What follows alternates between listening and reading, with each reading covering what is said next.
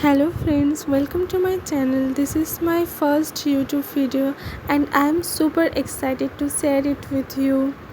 Today I am making delicious steam aloo jhol, an easy and tasty recipe you will love.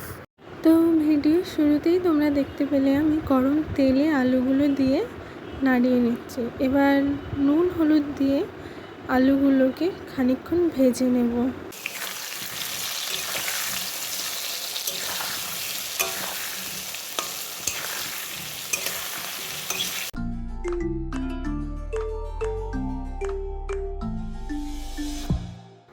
আলুগুলোকে একটু ভালো করে নাড়িয়ে নিতে হবে যাতে কিনা কোথাও পুড়ে না যায়। আলুগুলো ভাজা হয়ে এলে এবার আমি তুলে নেব। আমি খুন্তি দিয়ে তুলছি, আপনারা চাইলে চামচ দিয়েও তুলতে পারেন যাতে কি বেশি সুবিধা হবে।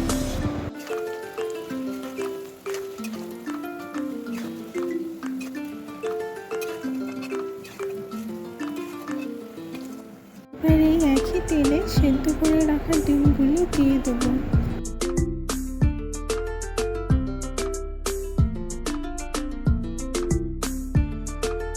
কিছুক্ষণ ডিমটি নাড়াতে চাড়াতে হবে। ডিমের রং পরিবর্তন হলে ডিমটি নামিয়ে নেব। এই তো একটু রং পরিবর্তন হয়ে গেছে, এবার আমি ডিমগুলিকে নামিয়ে নেব। তোমরা দেখতেই পাচ্ছ কি সুন্দর ডিমের কালারটা চলে এসছে। এবার আমি এক এক করে নামিয়ে নেব।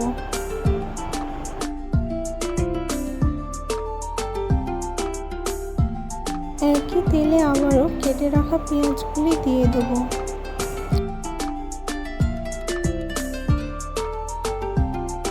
কেটে রাখা পেঁয়াজ তেলে ছেড়ে একটু ভালো করে নাড়াবে, একটু ভালো করে ভাজা ভাজা মতো করে নেবে। খুবই সহজ পদ্ধতিতে আমি দেখাচ্ছি, তোমরা একটু দেখবে প্লিজ।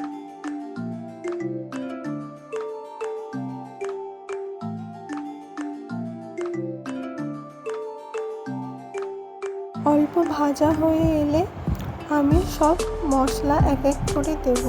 নুন দিলাম, এবার দেব হলুদ, তারপর দেব শুকনো লঙ্কার গুঁড়ো,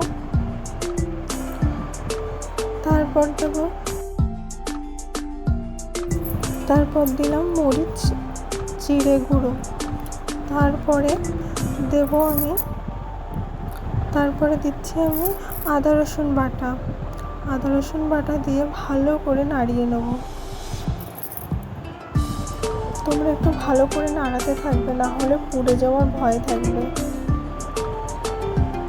একটু ভাজা ভাজা হয়ে এলে সামান্য পরিমাণ জল দেবে। তোমরা দেখতেই পাচ্ছ আমি অল্প জল দিয়েছি, একদম অল্প। তোমরা অল্প জল দিয়ে মশলাটাকে ভালো করে কষিয়ে নেবে যাতে করে টেস্ট ভালো হবে। মশলা থেকে জলটা একটু ছেড়ে আসলে তোমরা এর উপর ভেজে রাখা আলুগুলো দিয়ে ভালো করে নাড়িয়ে নেবে। তোমরা দেখতেই পাচ্ছ এখনই কত টেস্টি লাগছে।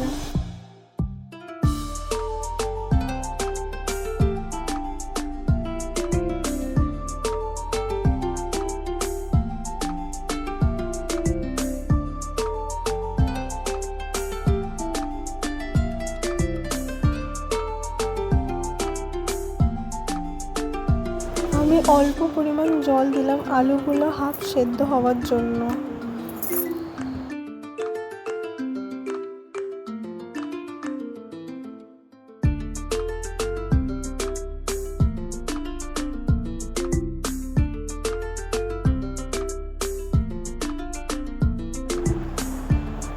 এই তো আলু সেদ্ধ হয়ে গেছে, জলও কমে গেছে।